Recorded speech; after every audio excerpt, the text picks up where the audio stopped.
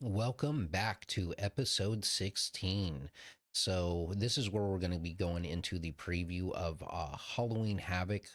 I believe because it's only in a couple days, everything's been announced. So, this is just going to be the quick preview for it. How are you feeling about this? I'm like 9 out of 10 excited about this. I'm pretty excited about this card, gonna see some interesting matchups.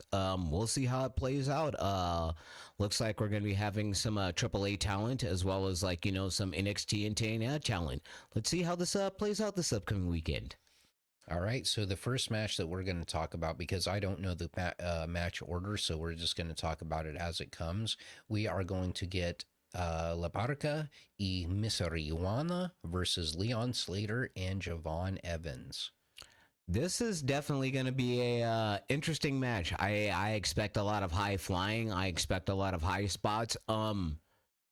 Honestly, I think it's going to be Mystery Iguana and La Parca. I think they're going to get the victory myself. Yeah, October 25th, that is this Saturday.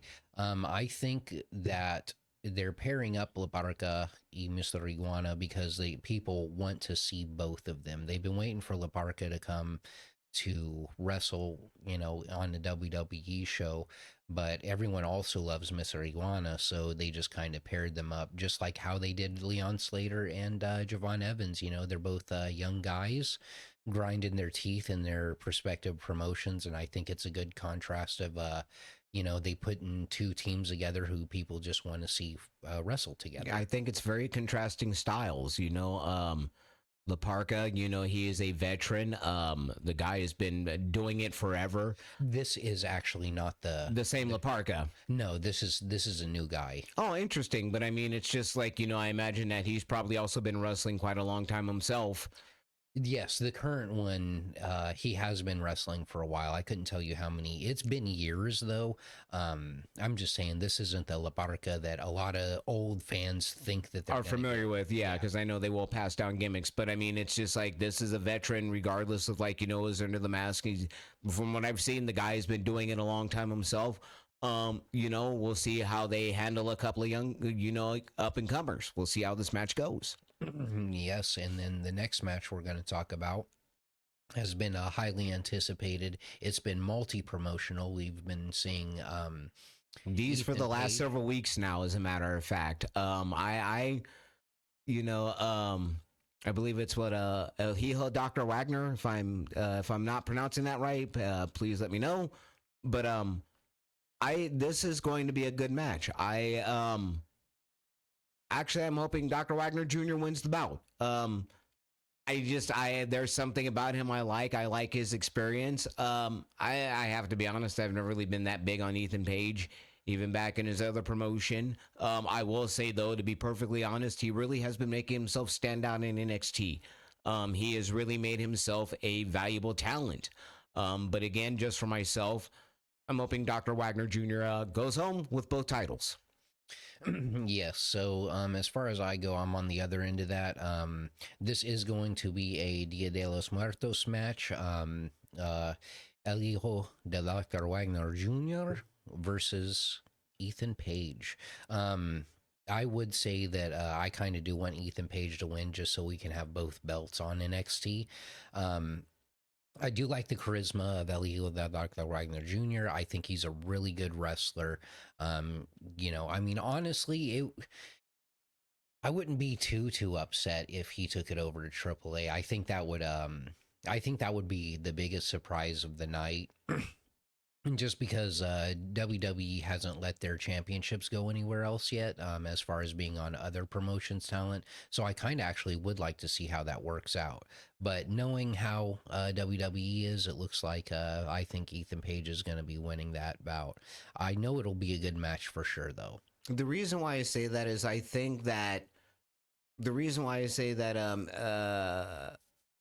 Dr. Wagner Jr. may potentially win is it really looks like they're trying to get that market into Latin America. I mean, if you look at Stephanie Vaquer, what they're doing with her, I think that is their next market. I really think that 2026 expect a lot of shows in Mexico and southward. I really think that's going to be their next ground. I think they're kind of scouting that out now with the purchase. So I think 2026 is going to be a big year in Mexico for WWE. I mean, 2025 has been pretty big there now too, comparatively. And that brings us on to the next match, which is going to be a broken rules match. We're going to be getting the Broken Hardys, apparently, versus Dark State. They're holding both the TNA and the NXT championships. I mean, I love the Hardys. What can you say? I want to really see them really delve into their broken characters, and if they do, I'll love the match. Dark State, you know, there's four of them. I wonder who's going to come help the Hardys. Um, I honestly, I kind of have to be honest for myself. I think I'm kind of hardied out with the Hardy Boys. They've done everything they possibly can. I'd honestly be surprised if they walk away the champions. I honestly expect Dark State to pick up the victory. It definitely will be a schmoz finish. That's for sure. If they do win, it's not going to be, you know, legit, I guess you could say. And then that brings us on to the next one that we'll talk about. That's going to be Ricky Saints and Trick Williams. How do you feel about that whole matchup? Honestly, I've been a Ricky Saints fan back when he was Ricky Starks. I've actually been a fan of this guy for a long time. The promo that they did, the title signing thing that they did on NXT Tuesday night, I gotta admit, was on fire. I really thought they both really did amazing. I'm looking forward to this match. And I think they'd be stupid to put Trick Williams over. I really do. I'm rooting for Saints, and I think Saints should be the winner.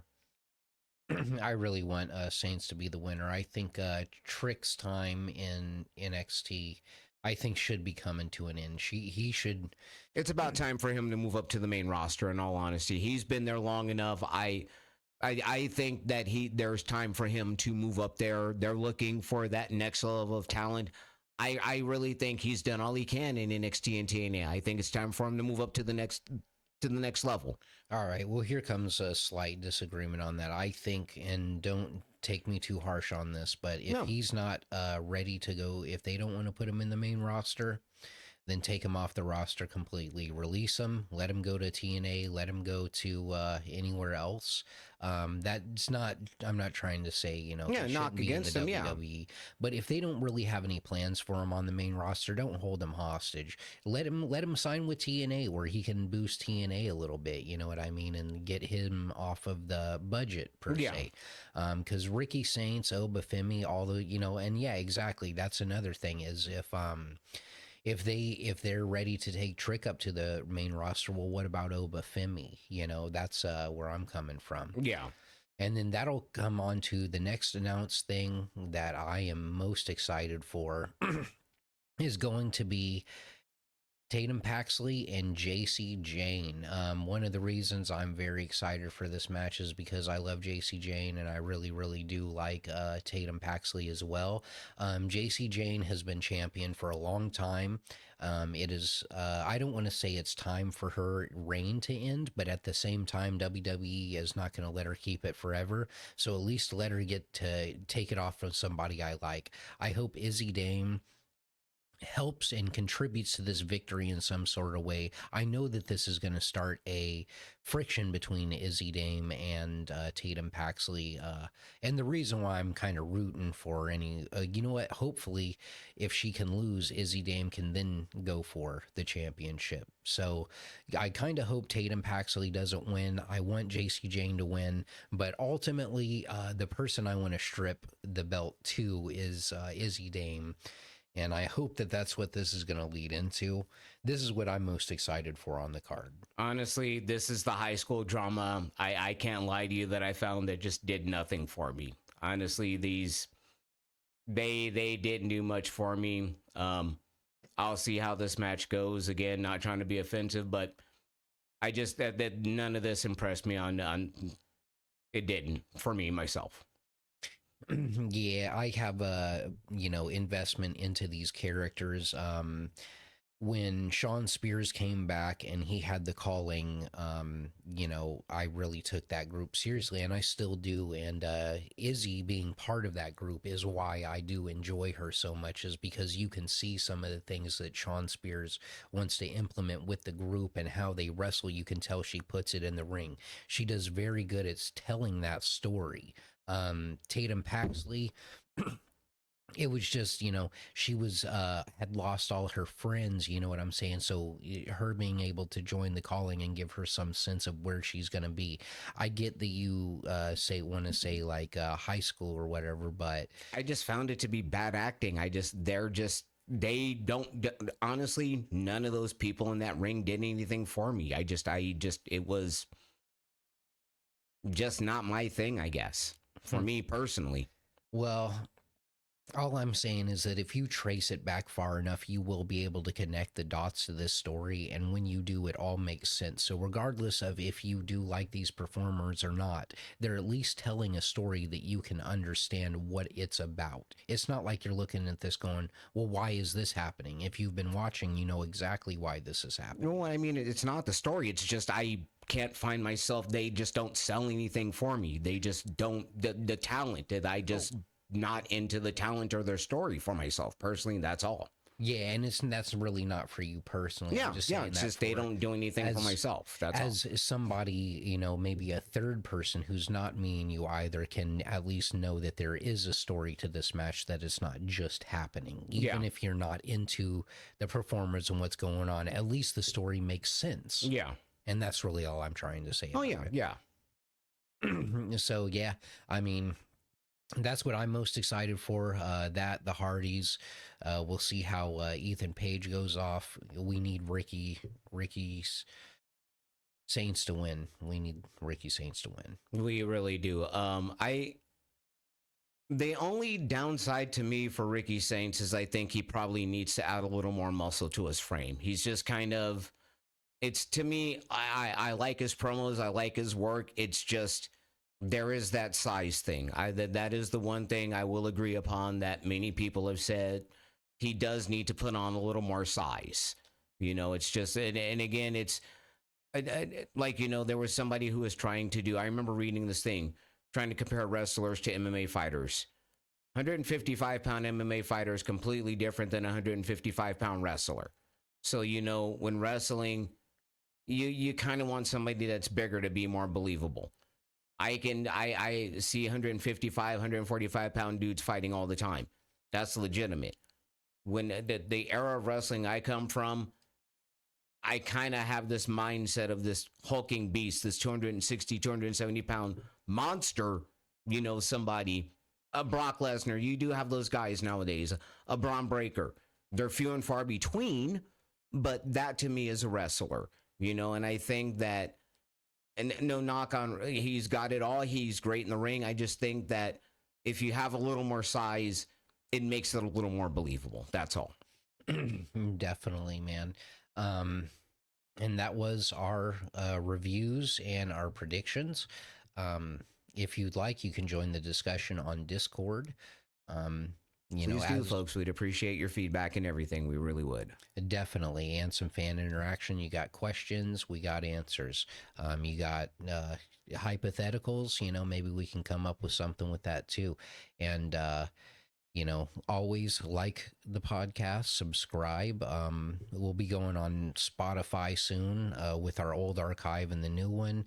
Um, as well as we now have a shop. So if you want to support the podcast, we do have a shop at markandtheshark.creator-spring.com.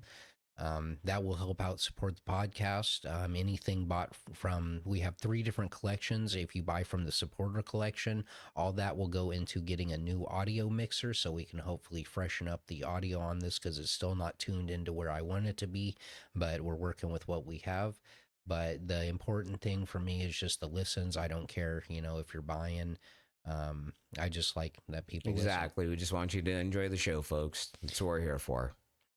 And with that said, have a wonderful day. Thanks for listening to another episode of The Mark and the Shark. Have a good one, folks.